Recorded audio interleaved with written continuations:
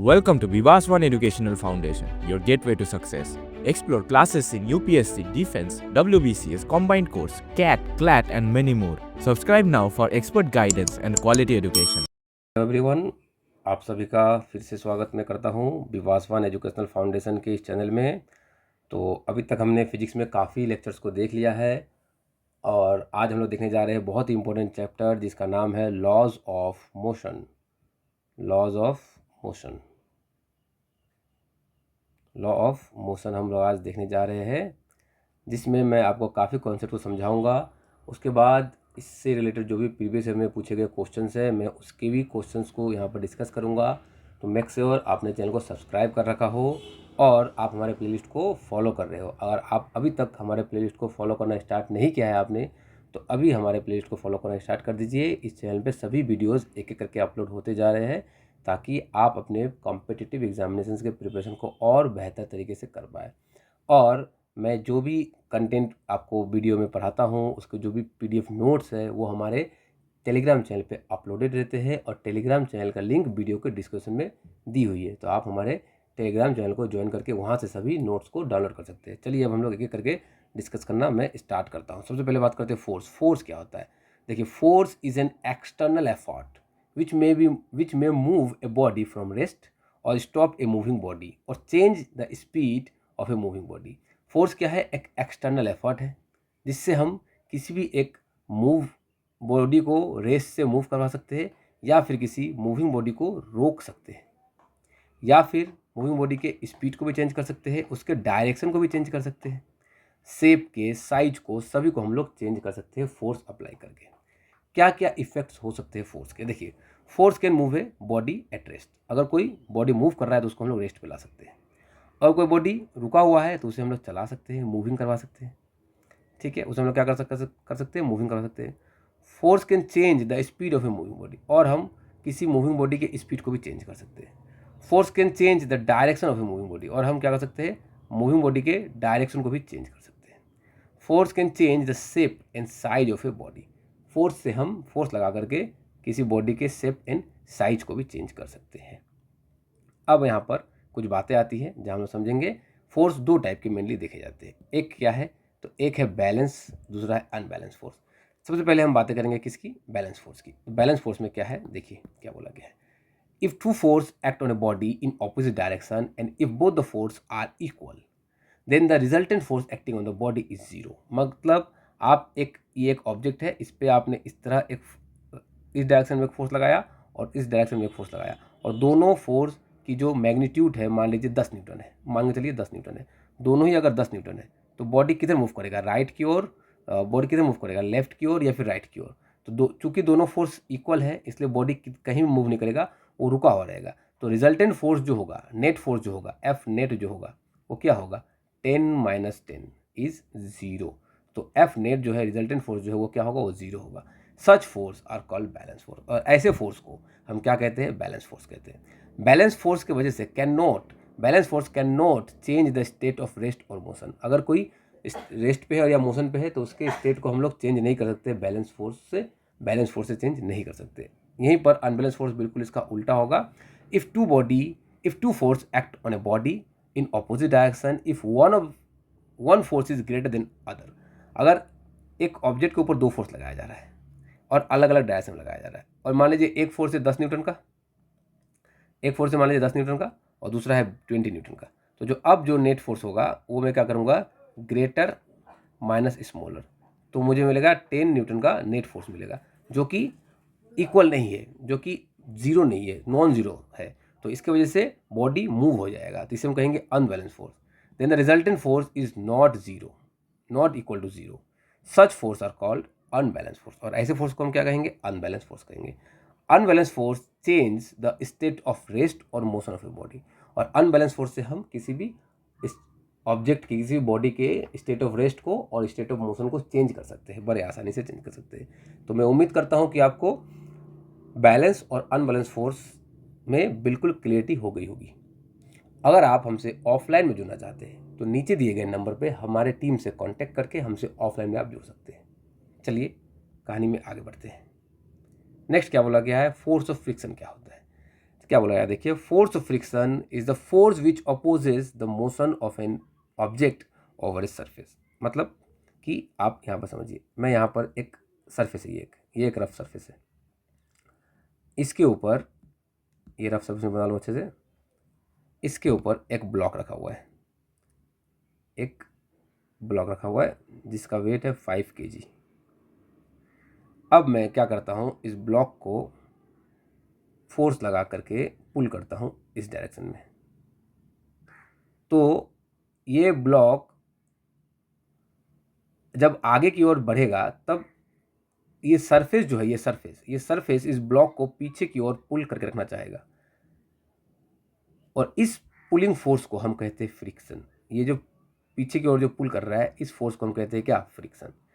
तो फ्रिक्शन क्या है, is a force which opposes the motion of an object over a surface. तो आपको क्लियर हो गया होगा कि क्या होता है फ्रिक्शन। एग्जाम्पल देखते हैं, a ball roll on ground gradually slow down and come to rest due to friction. अगर हम एक बॉल को रोल करवाए ग्राउंड पे, तो वो धीरे धीरे घूमते घूमते एक ना एक टाइम पे आकर के वो रुक ही जाएगा, और ये क्यों रुकेगा, फ्रिक्शन फोर्स के लिए रुकेगा।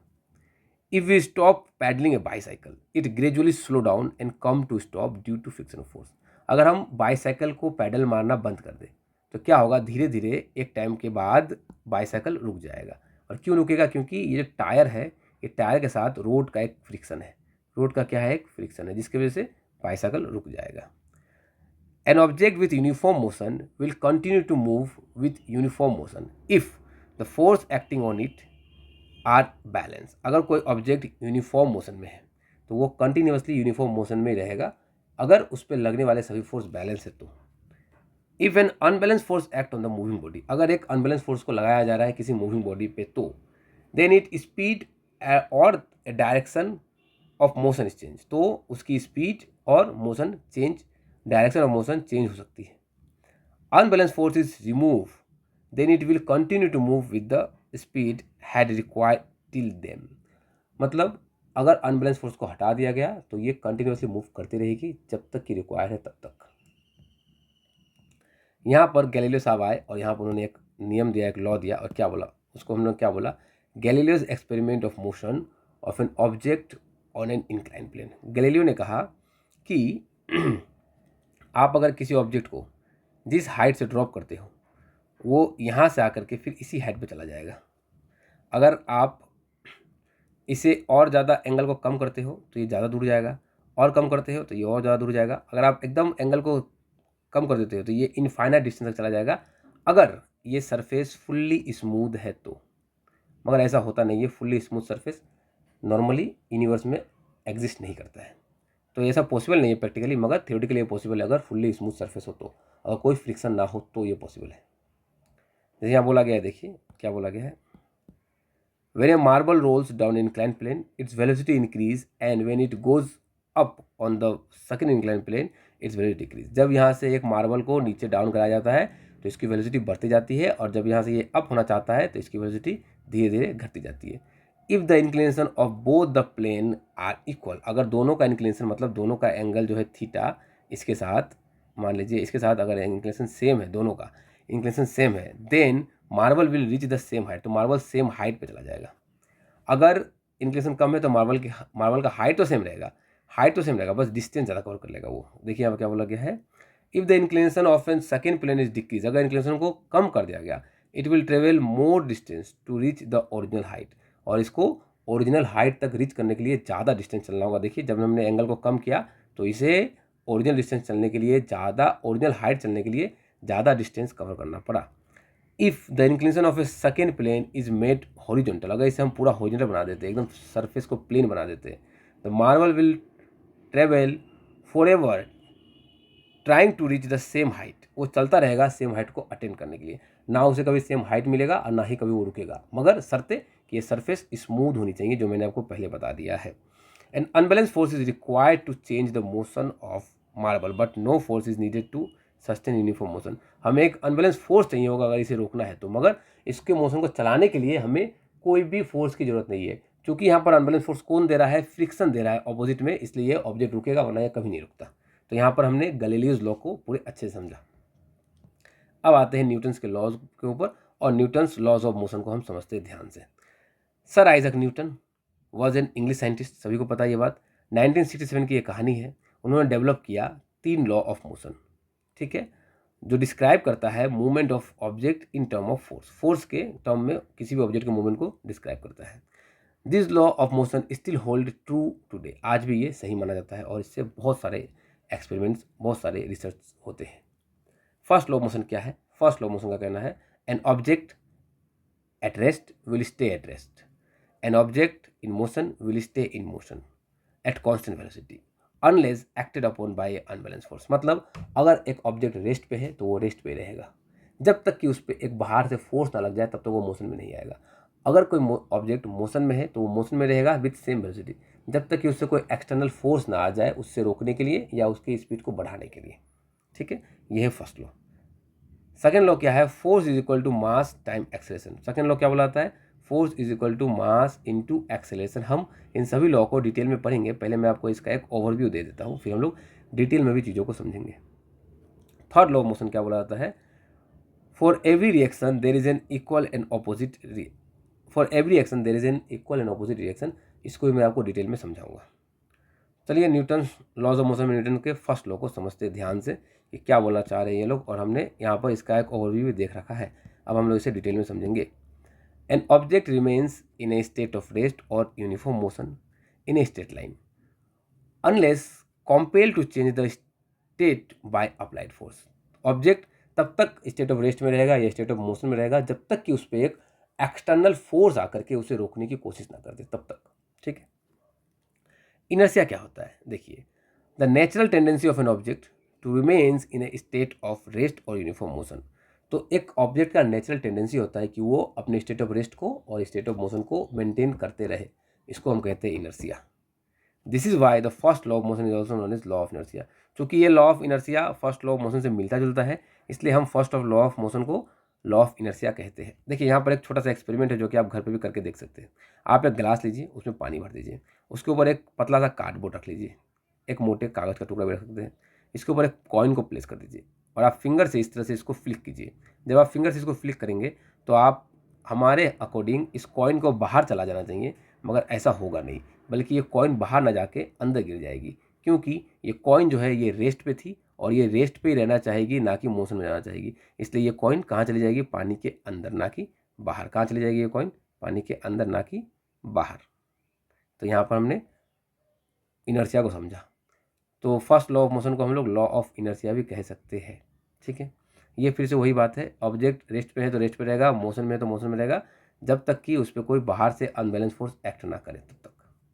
एग्जाम्पल्स ऑफ इनर्शिया हम कहते हैं, if A striker hits A pile of coin in A carrom board. Carrom board में जो स्ट्राइकर एक छोटे छोटे जो कॉइन्स को मारता है, the lowest coin move out and due to inertia of rest the other coin fall down. तो जो लोएस्ट कॉइन है वो बड़े कॉइन से धक्का खाने के बाद आगे चला जाता है और जो बड़ा कॉइन है वो रुक जाता है। If the coin placed on a playing card, जो मैंने अभी दिखाया, if a coin placed on a playing card over tumbler. Tumbler मतलब ग्लास, ग्लास का मतलब होता है कांच, और जो पानी पीने वाला जो ग्लास होता है उसको हम लोग टम्बलर कहते हैं साइंस के लैंग्वेज में। विथ फिंगर्स अगर आप उसको फ्लिक करो तो due to inertia of rest जो कॉइन है वो पानी के अंदर गिरेगा, टम्बलर के अंदर गिरेगा। ये मैंने आपको अभी बताया। When we travel in a car, driver applies a brake, suddenly we tend to fall forward due to inertia of motion। तो जब हम कार में ट्रेवल करते हैं तो हमारी बॉडी मोशन में रहती है। अगर ड्राइवर साहब अचानक से ब्रेक मार दे तो हमारे बॉडी का जो निचला हिस्सा है वो तो कार के साथ अटैच्ड है, तो वो मोशन से रेस्ट पे आ जाती है जल्दी, मगर हमारा अपर बॉडी पार्ट जो कि मोशन में है और वो मोशन पे रहना चाहता है, इसलिए उसको कंपनसेट करने के लिए हम आगे की ओर झुक जाते हैं। तो ये रीज़न है कि क्यों ब्रेक अप्लाई करने पे हम आगे की ओर झुक जाते हैं। ये अगर आप लेट जाओ कार के फ्लोर में या फिर सीट में तो आप उतना आगे की ओर नहीं झुकोगे, क्योंकि आपका पूरा बॉडी ही कार के सरफेस के टच में आ गया और वो मोशन को एडजस्ट कर लेगा, इसलिए। चलिए, ये सेम चीज़ बस के लिए अप्लाई होता है। अगर बस में खड़े हो और बस वाला अगर अचानक से क्लच को छोड़ के गाड़ी को बढ़ाने की कोशिश करे तो आप पीछे की ओर झुक जाते हो। ये सेम बातें हैं, इसमें कोई अलग कुछ नहीं है। चलिए आगे बढ़ते हैं। इन सभी को मैंने कर दिया डिस्कस। इनर्शिया एंड मास क्या है समझते हैं। A body at rest continues to be rest and a body in motion continues to be in motion. This property is called inertia। ये हमने पहले देख लिया कि अगर कोई बॉडी रेस्ट पे है तो रेस्ट पे रहना चाहेगा, मोशन पे है तो मोशन में रहना चाहेगा, और इस प्रॉपर्टी को हम इनर्शिया कहते हैं। The inertia of a body is measured by magnitude of force required to change the state of body. Inertia को हम कैसे मेजर करते हैं कि कितना फोर्स चाहिए किसी एक ऑब्जेक्ट को उसके इन स्टेट ऑफ रेस्ट और स्टेट ऑफ मोशन से हटाने के लिए, उससे हम लोग इनर्शिया को माप लेते हैं।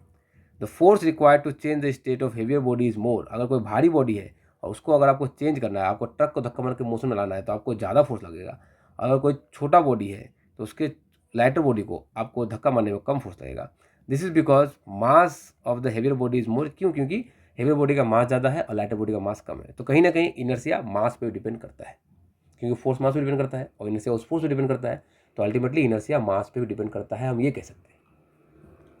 तो mass of the body is measure of its inertia. और मास से हम लोग क्या कर सकते हैं? इनर्शिया को भी माप सकते हैं, समझ सकते हैं और उसके साथ खेल सकते हैं। ये रहा, ठीक है। चलिए अब आते हैं बहुत ही इंपॉर्टेंट टॉपिक जिसका नाम है momentum of a body. Momentum क्या होता है? तो देखिए, मोमेंटम होता है the momentum of a body is the product of its mass and velocity. तो प्रोडक्ट का मतलब होता है मल्टीप्लिकेशन। तो मास और वेलोसिटी को अगर हम मल्टीप्लाई करें तो हमें मोमेंटम मिलेगा। तो मोमेंटम क्या होता है? Mass into velocity is momentum. Where P जो है वो क्या है? Momentum of the body. M जो है वो क्या है? Mass of the body. V जो है वो क्या है? Velocity of the body. ये सब हमने देख रखा है। If body is at rest, अगर बॉडी कहाँ है? रेस्ट पे है, इट्स वेलोसिटी जीरो, तो इसकी वेलोसिटी क्या होगी? जीरो होगी। So the momentum is also zero. अगर ये जीरो हो गया तो मल्टीप्लिकेशन तो जीरो ही होगा, सिंपल बात। मोमेंटम का एस आई यूनिट क्या होगा? देखिए, मोमेंटम क्या होता है? मास इंटू वेलोसिटी, और मास का एस आई यूनिट क्या होता है? केजी। वेलोसिटी का मीटर पर सेकेंड। तो मोमेंटम का एस आई यूनिट क्या हो गया? KG metre per second. The S I unit of momentum is kilogram metre per second, जो कि मैंने आपको ऊपर बताया है। इसको आप ऐसे भी लिख सकते हो, केजी मीटर सेकेंड इनवर्स। अब यहाँ पर क्या बोला गया? देखिए, truck moving at very low speed can kill a person standing in the its path because the heavy mass की वजह से उसका मोमेंटम बढ़ जाएगा। A bullet small mass when fire from a gun kill a person because उसकी velocity ज़्यादा है, इसलिए वो बुलेट किसी इंसान की जान ले सकता है। So the impact of body depends upon the mass and its velocity. So impact किस पे डिपेंड करता है? मास और वेलोसिटी, अल्टीमेटली मोमेंटम पे डिपेंड करता है इम्पैक्ट, ठीक है। अगर मैं आपसे एक क्वेश्चन सिंपल से पूछूं कि ए कार ऑफ 6, या ऐसे करते हैं हम लोग, a car of 1000 kg moving with a velocity of 20 meter per second, then find the momentum of the car।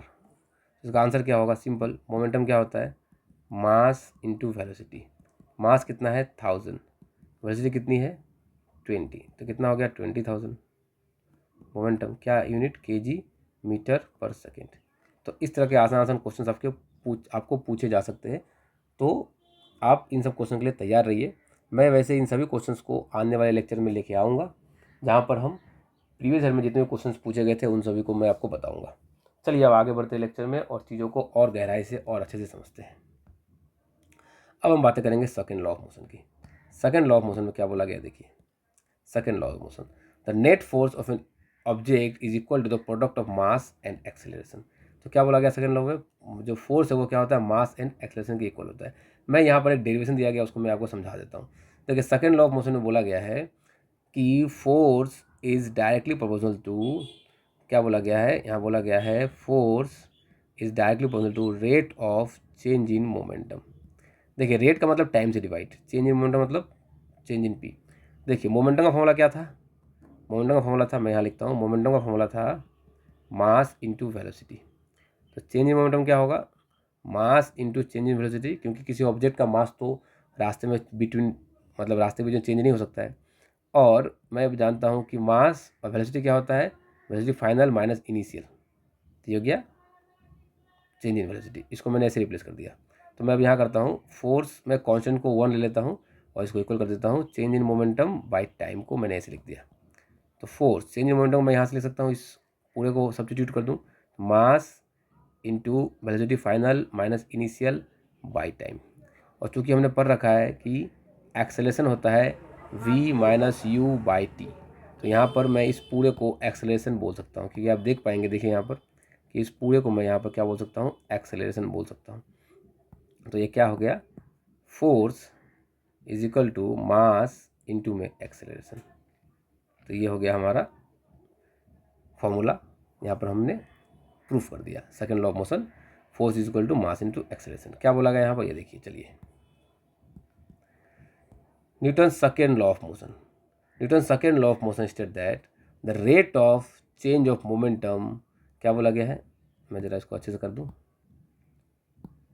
The rate of change of momentum of an body is proportional to the applied force in the direction of force. मैंने यही बोला यहाँ पर, देखिए कि rate of change in momentum is directly proportional to the applied force. Rate of change in momentum is directly proportional to the applied force, मैंने वो यहाँ पर लिखा। ठीक है, अब मैथमेटिकली अगर इसे देखेंगे हम, तो एक ऑब्जेक्ट का जो मास है उसको m लेंगे, मूव कर रहा है स्ट्रेट लाइन में, उसकी इनिशियल वेलोसिटी u है, फाइनल वेलोसिटी v है, और टाइम t है, और फोर्स जो उस पर अप्लाई किया गया वो f है। तो इनिशियल मोमेंटम क्या होगा, p1 जो कि mass into initial velocity, final momentum क्या होगा, p2 जो कि mass into final velocity, change momentum क्या होगा, final momentum minus initial momentum. तो फाइनल मोमेंटम है mass into velocity, initial momentum था मास इंटू इनिशियल वेलोसिटी। तो यहाँ से अगर हम मास को कॉमन ले लें तो क्या हो जाएगा, v माइनस यू। मैंने इसी चीज़ को ऊपर में करवाया आपको अभी अभी, जो कि थोड़े आसान लैंग्वेज में मैंने वो करवाया। यहाँ पर बुक लैंग्वेज में थोड़ा हार्ड हो सकता है, मगर मैंने आपको चूँकि करवा दिया है ईजी लैंग्वेज में, तो आपको ये भी समझ में आ जाएगा। तो rate of change in momentum क्या होता है, इसी चीज़ को हम लोग टाइम से डिवाइड कर देंगे, तो क्या हो गया, rate of change in momentum, ये रहा। अब फोर्स क्या है, rate of change in momentum directly proportional, तो मैंने इसको यहाँ पर लिख दिया। अब आप यहाँ देखिए कि यहाँ पर कॉन्स्टेंट है, इसको मैंने 1 ले लिया था, और ये क्या होता है, ये होता है एक्सेलरेशन। तो देखिए यहाँ पर क्या लिखा गया है, change in velocity minus final mass initial by time को एक्सेलरेशन। तो यहाँ से इन लोगों ने बोला कि force is equal to mass into acceleration. भले आपको ये थोड़ा सा कॉम्प्लेक्स लगे, मगर मैंने आपको उसको समझा दिया है, और इसको ईजी वे में मैंने आपको अभी अभी करवा दिया है। अगर मैं फोर्स का आपसे यूनिट पूछूँ तो फोर्स का यूनिट क्या होगा, तो देखिए फोर्स क्या है, मास इंटू एक्सेलरेशन। तो मास क्या होता है, किलोग्राम, एक्सेलरेशन क्या होता है, मीटर पर सेकेंड स्क्वायर। तो KG metre per second square को हम बताते हैं न्यूटन। न्यूटन साहब को रिस्पेक्ट देते हुए हम इसे न्यूटन कहते हैं। The SI unit of mass is kilogram and acceleration is metre per second square. So the unit of force is KG metre per second square, और इसको आप न्यूटन ही बुला सकते हो। और सिंबल इसका क्या होता है, एन। सिंबल क्या होता है इसका, एन होता है। अगर आपसे पूछा जाए कि फोर्स कैसा क्वांटिटी है, तो फोर्स एक वेक्टर क्वांटिटी है। Force is a vector quantity, force एक वेक्टर क्वांटिटी है। अगर मैं आपको बोलूं कि मान लीजिए यहाँ पर एक ऑब्जेक्ट रखा हुआ है, मैंने इस पर फोर्स दिया 20 न्यूटन का, और इसका मास है 5 kg। तो मैं अगर आपसे बोलूँ कि बताइए इस ऑब्जेक्ट का एक्सेलरेशन कितना, तो आप क्या करेंगे, force is equal to mass into acceleration. अच्छा, मैं इसको ज़रा ब्लू पेन से कर दूँ ताकि आपको क्लियरिटी हो चीज़ों में। Force is equal to mass into acceleration. Acceleration पूछा गया तो मैंने एक्सेलरेशन को सब्जेक्ट बनाया, तो फोर्स बाय मास। फोर्स कितना है 20, मास कितना है 5, कट जाएगा, क्या बचेगा 4। तो acceleration is 4 metre per second square. तो इस तरह के इजी क्वेश्चंस भी आ सकते हैं, आपको इन क्वेश्चंस के लिए भी तैयार रहना होगा। चलिए अब आगे बढ़ते हैं लेक्चर में और समझते हैं न्यूटन के तीसरे नियम को। क्या बोला गया न्यूटन के तीसरे नियम में, for every action there is an equal and opposite reaction. ये हमने न्यूटन के तीसरे लॉ में पढ़ा कि अगर आप इस एक डब्बे को, आप यहाँ पर खड़े हो, मान लीजिए आप यहाँ पर खड़े हैं, और आपने अपने हाथों से इस ऑब्जेक्ट को फोर्स लगाया। मैं मानता हूँ आपने इसको 10 न्यूटन का फोर्स लगाया। आपने इसको कितना फोर्स लगाया, आपने इसको 10 न्यूटन का फोर्स लगाया। तो ये जो ऑब्जेक्ट है ये भी आपको फोर्स लगाएगा, और वो भी 10 न्यूटन ही होगा, बट सिर्फ ऑपोजिट होगा। तो आपके द्वारा लगाया गया फोर्स 10 न्यूटन होगा, और ऑब्जेक्ट आप पे फोर्स लगाएगा वो भी 10 न्यूटन होगा, बट इन ऑपोजिट डायरेक्शन।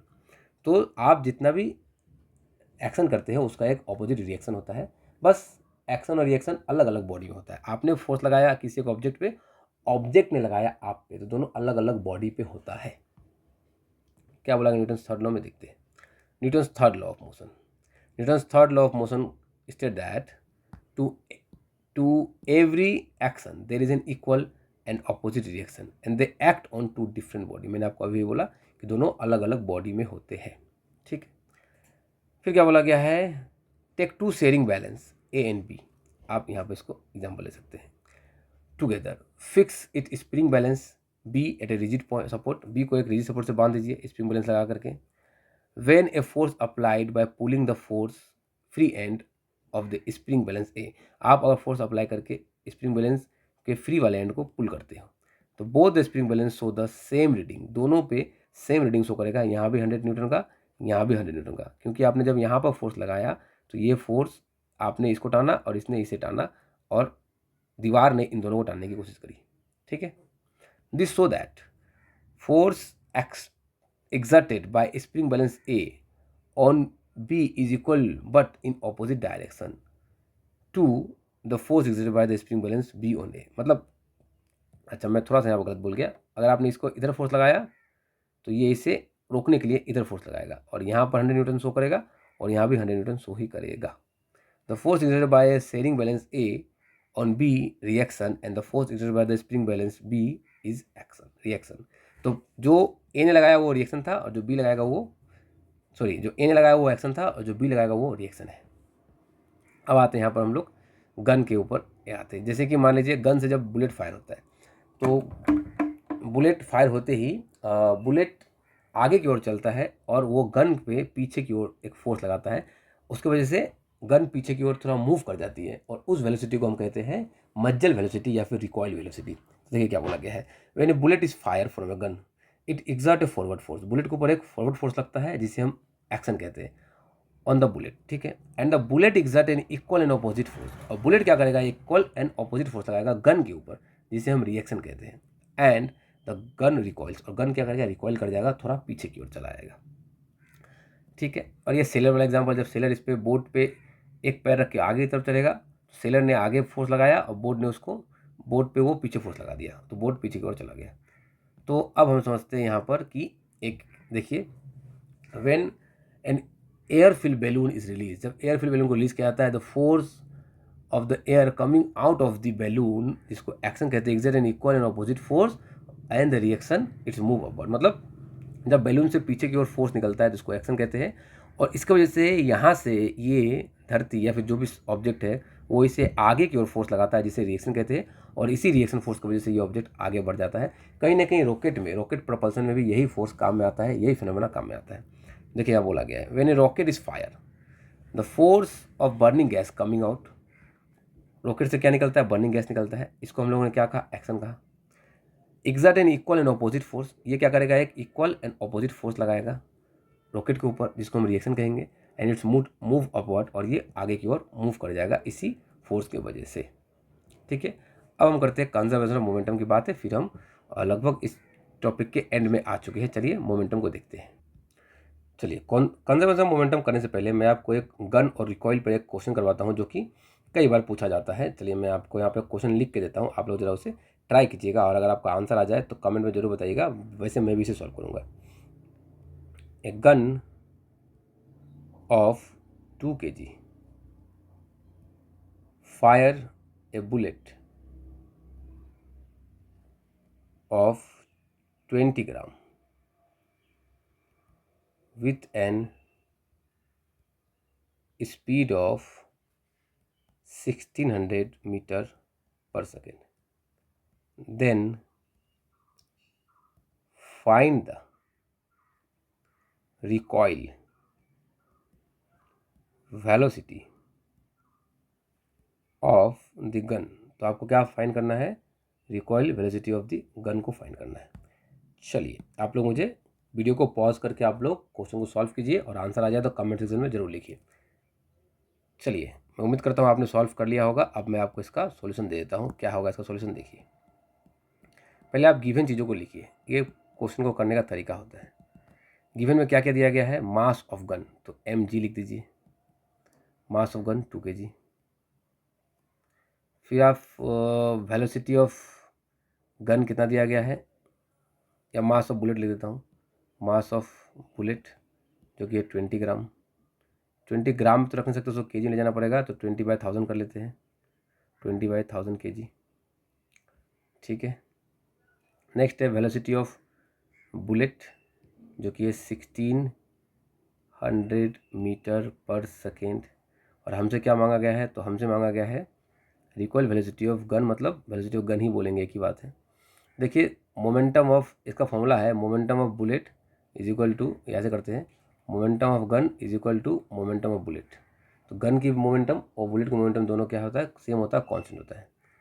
तो मास ऑफ बुलेट, या गन करता हूँ पहले, gun into velocity of gun equal होगा mass of bullet into velocity of bullet का। तो मास ऑफ गन कितना है, तो मास ऑफ गन है 2 kg। वेलोसिटी ऑफ गन हमें निकालना है, तो इसको ऐसे ही छोड़ देता हूँ। मास ऑफ बुलेट कितना है, तो 20/1000 है, और वेलोसिटी ऑफ बुलेट कितनी है, तो 1600 मीटर पर सेकेंड है। तो यहाँ से आप देख पा रहे हैं कि 2 0 से ये 2 0 कट गया, और ये 2 से ये 2 भी कट गया, और ये हो गया 1, और इस 0 से ये 0 भी कट गया। तो वेलोसिटी ऑफ गन कितना हो गया, तो वेलोसिटी ऑफ गन हमारा यहाँ हो गया 16 मीटर पर सेकेंड से गन पीछे की ओर रिकॉइल करेगा।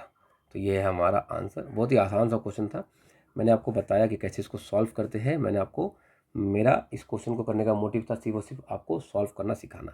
तो चलिए इसी के साथ हमारा ये टॉपिक खत्म होता है, मिलते हैं नेक्स्ट वीडियो में।